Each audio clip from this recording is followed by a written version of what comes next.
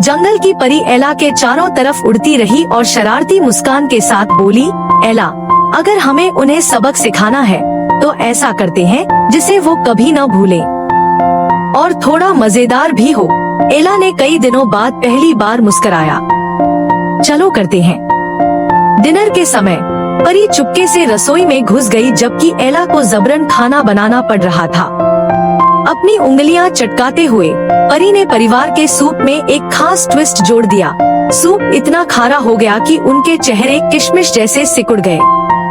उफ, यह क्या है? सौतेली बहन खांसते हुए बोली। एला मासूम बनी रही लेकिन अपने जादुई और परफेक्ट खाने का मजा चुपचाप ले रही थी। उसने परी से धीरे से कहा, मुझे लगता है किसी को पानी पीने की जरूरत है। सौतेला भाई जल्दी से अपना जूस पी गया, जिसे परी ने तीखा अचार का रस बना दिया था। वह रसोई में इधर उधर दौड़ता रहा और मुंह पर हाथ झटकता रहा जबकि सब लोग हंसने लगे। अगली सुबह जब एला को फर्श पोंछने को कहा गया, परी के दिमाग में एक मजेदार आइडिया आया।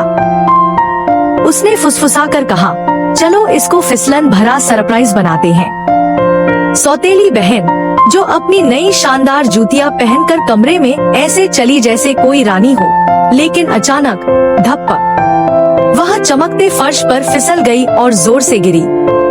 तभी सौतेला भाई अंदर आया और उस पर हंसने लगा, लेकिन फिस्सा वह भी हवा में उछला और उसी के बगल में गिर पड़ा। ओफ, ये तो ऐसा है जैसे मक्खन पर चल रहे हूँ, वह चिल्लाया। एला ने झटपट उन्हें उठाया जैसे उसे कुछ पता ही न हो और परी कोने में छिपकर हंसती रही। शाम को सौतेली माँ किसी खास मेहमान से मिलने के लिए बहुत उत्साहित थी। उसने एला से कहा, जाकर तबेला साफ करो, मुझे आज बहुत सुंदर दिखना है। लेकिन परी ने कुछ और ही सोच रखा था। जैसे ही सौतेली माँ ने मेकअप लगाना शुरू किया, परी ने सारे पाउडर और क्रीम्स में जादू कर दिया। उसकी लिपस्टिक ने होठों को चमकीला हरा बना दिया। फेस पाउडर ने उसकी त्वचा को चमचमाती कीचड़ जैसा बना दिया और उसकी आईलाइनर मूंछों जैसी ऊपर घूम गई। वह गर्व से कमरे में आई और बोली, क्या मैं शाही लग रही हूँ? लेकिन जब सौतेले भाई बहन और उनके पिता ने उसे देखा तो वे सब चौंक कर रुक गए। भाई चिल्लाया, मामा जोकर बन गई। बहन तकिए के पीछे छिप गई। पिता ने 2 बार पलकें झपकाई और फुसफुसाए, क्या ये मजाक है? एला ने हंसी रोकने के लिए होंठ दबा लिए, लेकिन परी खुद को नहीं रोक पाई।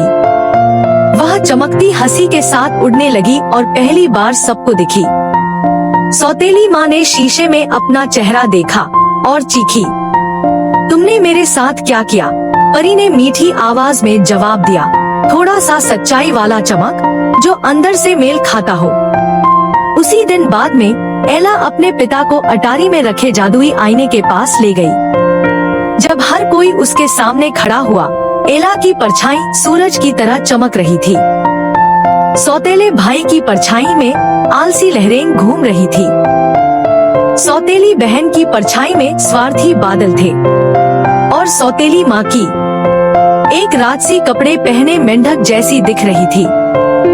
सभी लोग हैरान रह गए, यहाँ तक कि सौतेली माँ भी, जिसे अब समझ आ गया कि वो पूरी तरह बेनकाब हो गई है। शर्मिंदा होकर सौतेली माँ और भाई बहन घुटनों पर गिर पड़े। बहन बोली, हम बहुत गलत थे, भाई ने जोड़ा, और फिसलन भरे भी।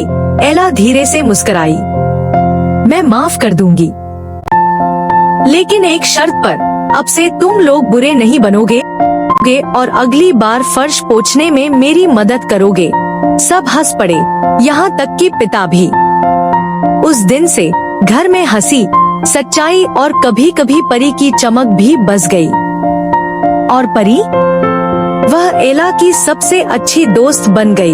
जब भी सब कुछ ज्यादा गंभीर हो जाता, वह आ जाती थी एक मजाक, एक चमक और एक आंख मारने के साथ।